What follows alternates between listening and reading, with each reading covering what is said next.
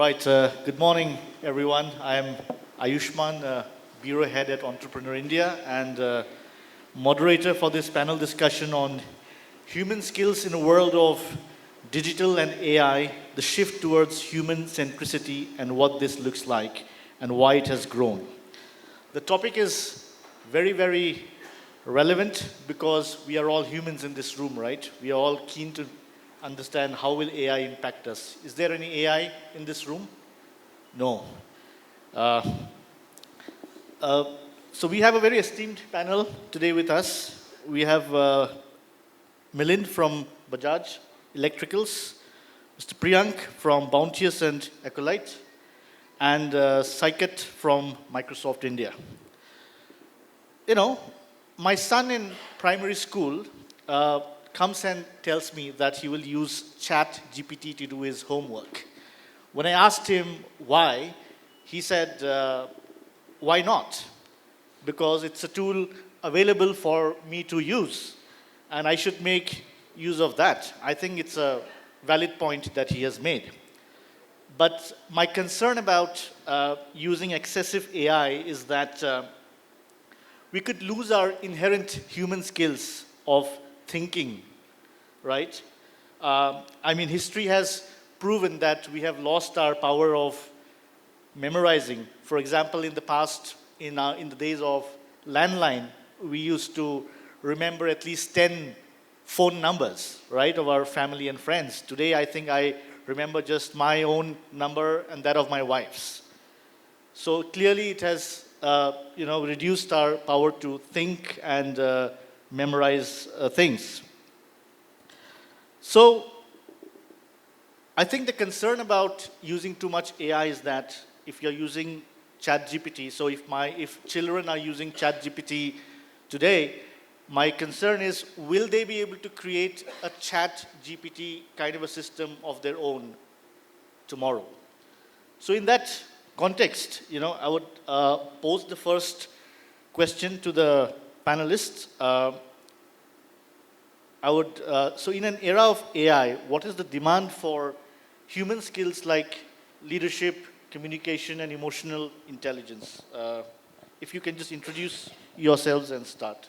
Any of you can start, yeah. Maybe you can go. Yeah. Hi. My name is Milind, part of Bajaj Electricals. So when I look from a point of AI, which is actually impacting the leadership, I strongly feel it's actually augmenting the leadership, but not replacing it. You require to have a leadership skills inherent into it. AI is going to only help you, be it connecting with the people, be it understanding your particular teams. Emotion part, which requires to be connected across with the human, that connection never will be coming through AI, at least now. And when you look from a point of the tools which AI can give you across, of analyzing the data, analyzing the information, and then connecting back with your teams, I think that's where I felt the AI will actually help augment the leadership. You require to pick and choose what you require to actually look from AI to do it across on. Yeah. Yeah, I think valid points. But it's important to understand in the world of AI, there's one thing that's important, right? Creativity. We bring as humans creativity. And I keep saying one specific thing to everyone. Good design leads to good business. And to build those good business, you need to build those good habits, right? So if you look at that, and what design really means is just not looking about the UI, UX per se. What it really means is looking at your business process, going deep and solving a problem that you have today. So those problem-solving skill sets are extremely paramount as we go in this journey of human AI and its entire AI augmentation that's happening across the organization at this point. So I think that's one key skill that you would need, and I think that skill is not going away anytime soon because creativity is inherent to how humans would vouch for, right? So just panning up. Yeah, I'll take, I'm more of a researcher, so I don't run companies. I'll take more of a slightly contrarian view, which is that, if you look at empathy, that is something that is very unique to humans. And to the extent that, all of you have had customer service calls where you feel like you've been talking to a robot. Soon it will be a robot. And the reason why some of those calls are not fulfilling is because you feel that, hey, the other person on the side is not empathizing with me. AI can simulate empathy to some extent, but the real empathy that you get from humans is going to be very hard to replicate. You mentioned we're all humans in this hall here, and there's a reason for that, that we connect with humans far better. So like you mentioned, yes, leadership. With AI, yes, AI is somewhere, co-pilot or on the side that's helping you, but the human connection just comes down to empathy between people. Sure, thank you. Uh, Coming back to Milind, in your own organization, how do you ensure that you hone human skills while encouraging them to use the latest technologies? How do you create that balance? We recently gone through a digital transformation in last couple of years, and the transformation was driven across on technology, strategy, and last was a culture. While technology and strategy was not as difficult to do it across, culture was. And when you talk across cultures, it touches the humans the way you are making the human work across in a new age, new ways, new technologies which are going to come through. So upscaling was one of the particular area where because we understood the people brought across from the past, the ways of working, understanding the business process across onto it. Just to give you an example, salesperson going into the market and selling across the products to a mom and pop stores, getting it augmented across along with a handle which provides him the information what kind of a products the companies that particular market requires to, the retailer requires and buys across, what is his particular past history of buying the trends, what are the focus SKUs which he can sell across. So when it comes across upskilling and upgrading of the particular skills of the sales team, which are going to be existence in the company, is going to change. And that's where it comes across training, understanding the ways of working, going across. Second, which I felt was that a lot of things comes across as a new opportunities for you to do the things differently. And from that perspective, the creative part of thinking, putting it across, to just give another example, we do manufacture a lot of products in-house. And when we look from R&D perspective, Bajaj Electricals are producing most of the electrical goods. 19% of our products use motors. So if I require to use AI or the digital twin, which helps me simulate the characteristics of a motor, be it in a mixer or a fan, I can able to use it across in a way where I can able to make it my particular product better. And from that perspective, when you look into from organization skills, allowing the people to experiment, allowing the people to think across and use AI in a way which they can able to augment it across to manage their particular work comes across onto it. The last part specifically in AI which comes across is that AI is as good as what you train it to be. And hence, from that perspective, when it comes across, giving a certain particular guardrails, having a data models or algorithms which are more unbiased, putting across a different point of view, that's something which we consciously make an effort across onto.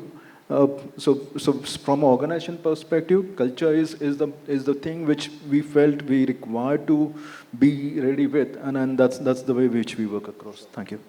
Priyank, any thoughts? I think one interesting aspect that I've been observing, right? So we are predominantly an AI-first business transformation and digital transformation organization per se. But what we're seeing a shift is if you look at how product owners, product managers, product strategists have operated over time, by AI infusing in general, what we're observing is there's a huge productivity improvement when you bring in AI tools in your day-to-day life cycle of sorts, right? So take an example, there were days when we would take prototyping, right? We would ask our customers, hey, give us X budget to prove a point from a product perspective. Is this even product market fit ready, et cetera, et cetera. But that entire cycle has come down to weeks now. Right? Earlier, we were talking about building an MVP for the first set of your features of sorts. That now what you're saying is your roadmap is getting digitized in a way where you're saying that, hey, this is your end goal of a product looking like. And tools like Lovable, Vercel's V0 and whatnot, the plethora of capabilities that are available to bring all of this under this AI product manager umbrella is phenomenal. So that's what we are saying, that we are seeing more and more productivity increase across these personas. And just not product managers, I'm talking about across the life cycle, whether it's data scientists, whether it is your engineering, right? You'll be in a day and world of situation where, could it be the day where you will saying buy your own agents and just bring those agents within the organizations? So that's the cultural shift that's we are heading towards with these technology advancements as we speak, right? And that's where change as a human is difficult, but you have to adapt and keep building those skills of adaptability in general. Saikat, since you are a researcher, right, I would like to get your research point of view. As in, how can we balance, right, the AI skills along with the human skills? Now, should I ask my son to use Chat GPT to do his homework or not? Yeah, balancing skills is important. I was just thinking about, so as a researcher, I work a lot with students, fresh college grads, and so on, right? I've noticed two very distinct behaviors in the same person, where there are some tasks that they feel is core to what they're working on. Maybe coding is something that's cool. There are some tasks that they feel is not core to their job responsibilities, like reviewing CVs or something.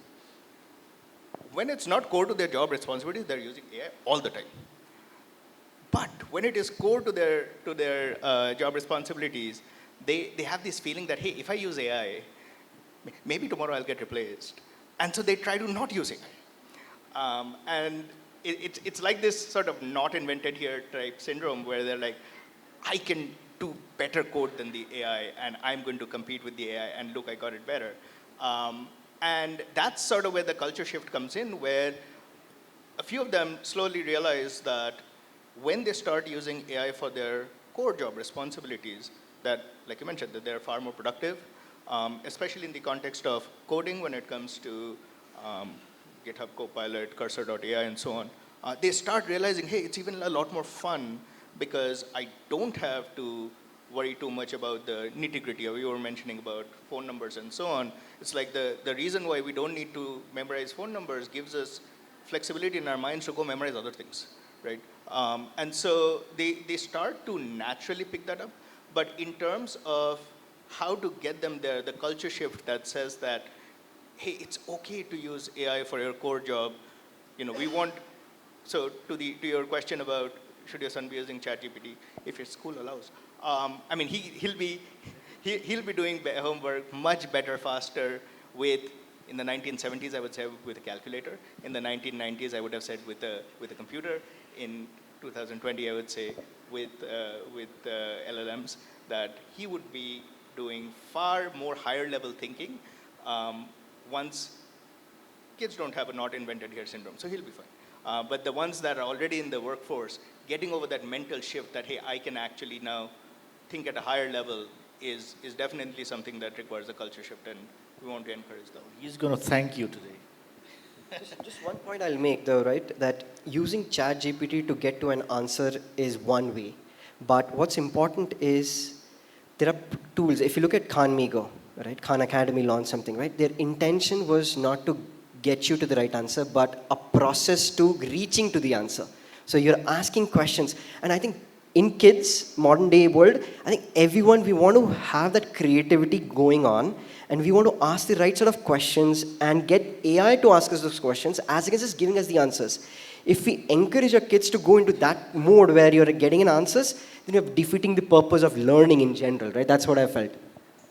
Yeah, that's a very good point. I mean, Khanmigo is extremely well designed, especially catered towards young kids. And in fact, to the extent that in terms of skills down the road, I'd say if there's a setting that you as a parent can set on ChatGPT that says, hallucinate more, and that then forces your child to be like, hey, is that actual legit or is that a hallucination? And that's now building new skills that they would not otherwise have to go, do fact checking, go figure out multiple sources, and figure out how to actually use these AIs in a productive manner.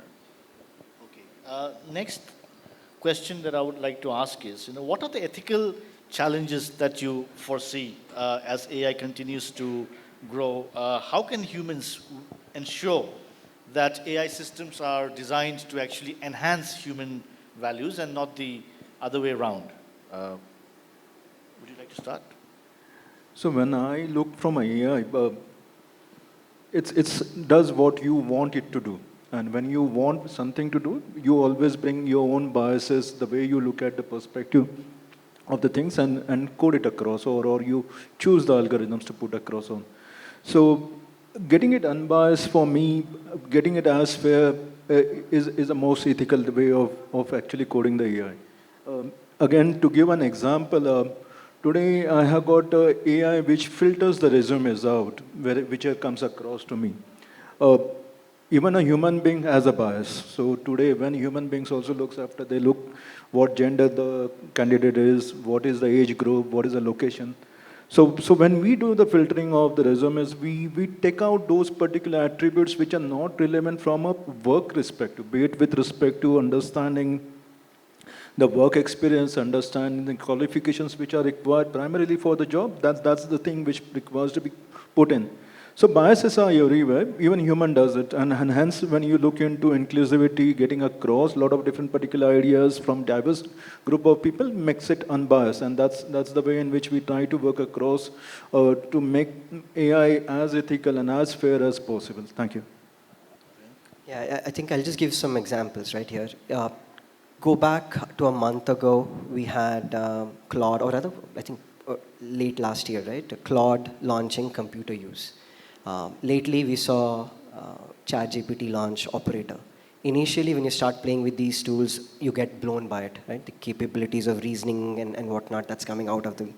But as you start playing with it, you will realize, and some of the demos have shown us that they go on a very different tangent altogether, right? Saket mentioned about hallucinations. Same thing goes wrong, right? So reasoning, when things don't go right, how do you make sure you put those guardrails are extremely important, right? What are the boundaries of areas that you should penetrate into? What sort of data access do you get into? Do you want to infringe any data security by doing this sort of mechanisms of sorts? The reason why I bring this up is, if you look at it, right, the way the industry is shaping, every other website that you see is now going to be agents in soon, right? You don't need to build APIs of sorts. You could have, leveraging some of these capabilities of computer use or operator of sorts, you're heading towards that sort of generation. And for that sort of generation, you need to put those guardrails. So that's number one. I genuinely feel, from an ethical perspective, you've got to be making sure you're being that control in terms of wandering across different ecosystems, which you should not do. Second, think about what you're asking your models to do. And if the model is not returning, look at fine-tuning those capabilities, right? So it's equally, if you've seen, it's easy to, or more than easy, leveraging techniques like LoRa and whatnot, you could actually do fine-tuning on your reasoning models that you may have. So invest in those sort of capabilities as well. So I say that, as I said, hallucination, wandering off to different ecosystem is a huge ethical challenge, and some of the suggestions I'm just thinking out loud to avoid the same. Over to you. Yeah, I think responsible AI practices is top of mind for everyone in the industry, right? Whether it comes to, like you mentioned, increasing or reflecting back human bias through these models, whether it comes to just the right guardrails. I'll add a third one, which I think is something that I don't know how to solve, which is, if you look at our societal practices around giving credit, giving attribution. When Wikipedia came online and kids were using Wikipedia to write their college essays and so on, right? The expectation was, yeah, you're building on the work of others, and it's okay to do that as long as you cite it so that someone can go in. They can see what you added, what you got from the community, and so on. As we go to this chat-based, agent-based model, there's nothing for you to cite, right? So you had a conversation with an agent. You can't cite that conversation. And so the output, which might be an essay, is actually building on top of the work done by thousands of people that have written, created content that has been digested by AI, has showed up in a conversation with you, and you have put it there in an essay, but there's no way for you to give credit back to those people that actually contributed to the original thing. As that happens, the incentive for all of this open information that created all of this AI starts going away. And that's a big problem, because then we're just training AI on the output of AI, and we're just going to keep stuck in a feedback loop. And there, I do not know how we can get back to a world where we can give back to the creators and the thought leaders that originally led to the content that helped train these AIs. And just another yeah, point which I would like to add across was that uh, more and more personal data security laws are going to come through. GDPR has already been there. DPDP is something which we have been talking across. And I think the other aspect in AI where we require to be conscious across on the lot of personal data or the PI information which AI can be having access to. And when we look from from an ethical way of managing it across, how can we able to control or manage the information which is available and which can be disseminated across to the person who is asking for. I think that's one of the biggest challenge which I think we should be looking out for. And where do you see the future in terms of human-machine collaboration? So in Bajaj Electricals, what is the plan that you have in the human-machine collaboration? Human-machine collaboration from Bajaj point of view, we have done some of the initiatives. One of the initiatives where we have got is that each and every particular employee has got a personal assistant. So whatever happens in the company, be it from HR, be it from admin, be it from IT, be it from any other particular you ask question to a bot called as a Max, which is a LLM-based chatbot put across, which provides all the information from a booking of a hotel to getting a pay slip to going across on a tour. Anything and everything which you require to do as an employee within the company is assisted. So when you look into, it's a personal assistant which comes through. The other area where we have been working across specifically is in the areas of customer service. While we have been post-sales, the area where we require to manage is the services of our products. And services requires a lot of training to be done across. So we have got around 600 service centers with around 3,000 technicians in the market, which requires to upscale and up skills. So earlier we used to do video training, now we are doing AR-based training, helping them understand the nuances, looking after what are the ways in which you can service better. The third area where we are now working across very closely is that how can we able to do our particular simulations of our testing of our products better. And from that perspective, again, a way where it's augmenting the existing scientist, existing researcher with the data available. So he doesn't require to reinvent the wheel. So whatever the data past history which we have got on producing of our products, testing of the results, that's fast tracks it. And there are many other ways I feel which we can able to work and coexist along with AI.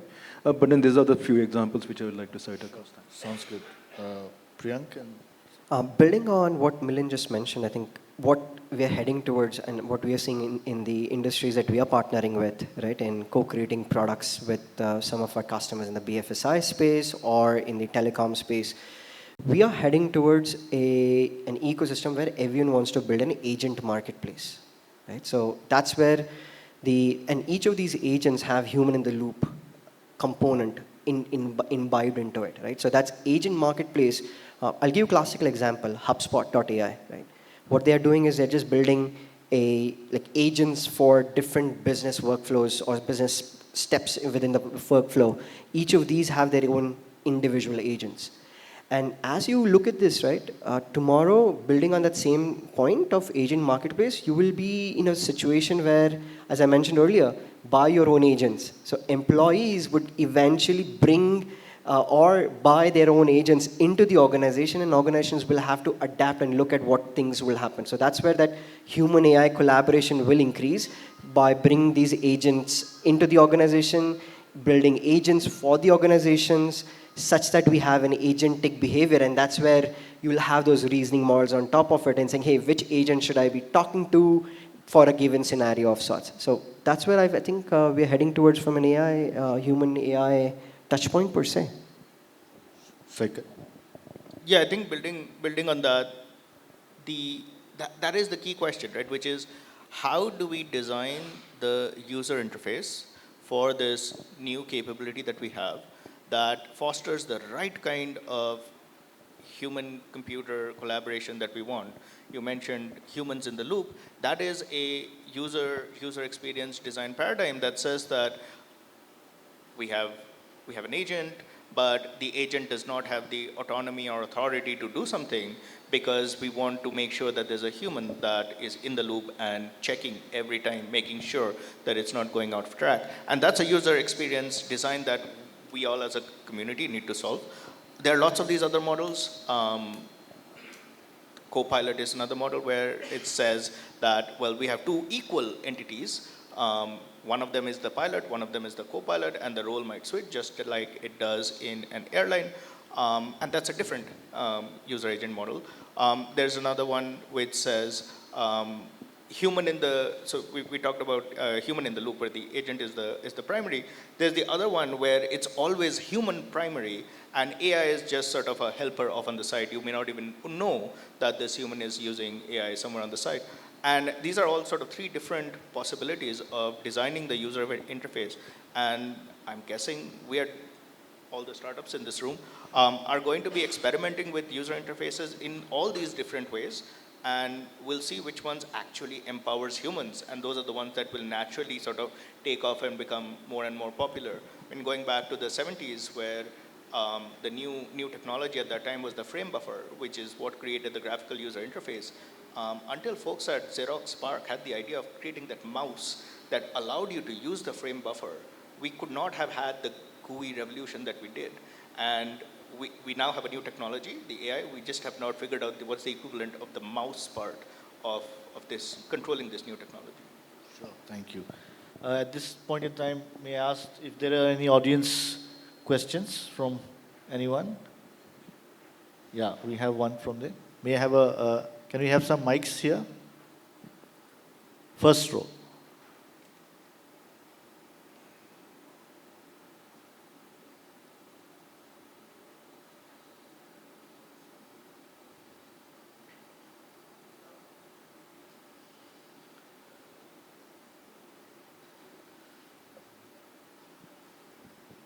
Hello.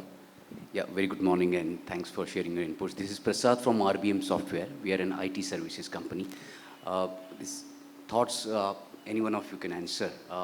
Milind mentioned that now AI is everywhere. And Bajaj Electricals, you did mention about you're also deploying AI for screening of candidates. And of course, we in our company use AI for initial screening of candidates. In fact, I myself, when I reach out to the customers, I take help of AI for content. It is really helping me whenever I write an email or any discussion or point of view.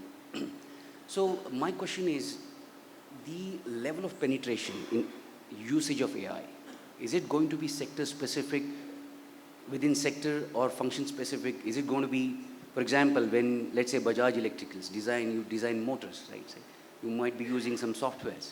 I'm just quoting an example. So today, most of it is done by human or the engineers, and of course, with the help of software engineers.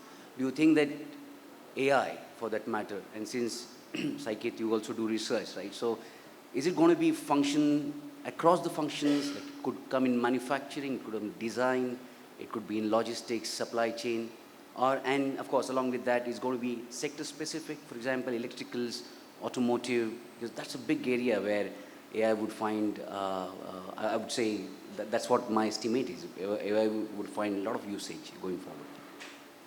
Any one of you?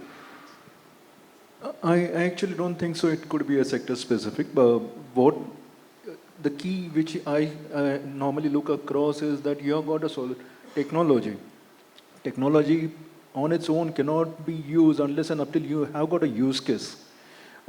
Understanding that use case and then if deploying technology makes the difference. And then that use case comes across more from functional users than from a platform or a technology leaders, which I normally have experience across with. And be it in any particular industry, any particular function, any particular level, if you think a particular job can be done better by getting certain particular additional information, additional help to do that particular job across, you can able to deploy some sort of use case for AI on top of it, which will able to help you out. Only required to understand first what's the need and then look at the solutions instead of looking at the solution first and then the need. I'll offer a slightly different take. I find it helpful for myself to somehow take the extreme example and see if that works. So to your question, would my plumber use AI? I don't know. If he doesn't, then it becomes sector specific. But if my plumber were to use AI, how could he use AI? I think that's where new ideas start coming about how to help these sectors which would not ordinarily use AI. If I think about my plumber specifically, he doesn't have an accounting system. He doesn't have accounts receivable. He's chasing after people, getting money. Those are things that are not core to his job. Can he use AI to go hound his customers that still have payments due? He would love to use that, I'm sure. And so even if in plumbing they can use AI, then there's probably huge opportunity to figure out all of these different use cases, as Milind was saying, of different sectors using AI in different ways. I think just summarizing, what we are just saying is AI should not be known as artificial intelligence, but rather augmenting intelligence. And when you bring that sort of mindset, you can see how things can be evolved in general. That's it. Sure. Maybe I can just ask you one last thing to each one of you, and it's like a rapid fire. You can say, what are the top 3 skills that will be demand in the era of AI? Human skills. Creativity, which I think is the must, which comes across. Second comes across for me is the vision or strategy, the leadership skill which can able to bring. And third comes across a way of looking at it more fairly or ethically or transparent. So these are the 3 main skills which I think are more important from looking after the AI as a. I think he's mentioned from a leadership perspective, just building and just adding more to it, being able to be ready to be hands-on. I think that's most important, right? Don't shy away from engineering solutions, right? So make sure you're ready to be hands-on, number one. You're making sure that change and adaptability is extremely important as your skill, because you cannot say that I'm not going to bring in that change right now in my flow of working, etc., etc. But change and adaptability is equally important. That's number 2.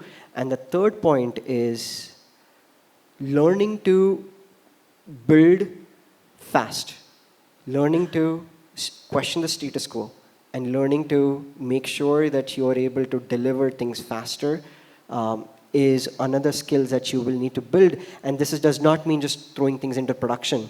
This actually means taking a step back, questioning the status quo. Hey, how can I bring in AI, or how can I infuse increased productivity in this entire journey of sorts, right? So those are 3 skills which I think would add value. But number 1 for me would be to be ready to be hands-on, get your hands dirty and move things, because you are the driver and you're the change that you will, I mean, you're essentially the change that the organization is looking for of sorts. Top 3 skills that will be important. I'll end my argument where I started. Empathy, empathy, empathy. All right. Thank you so much for your wonderful insights. And a big round of applause, please, for the panelists. Thank you all.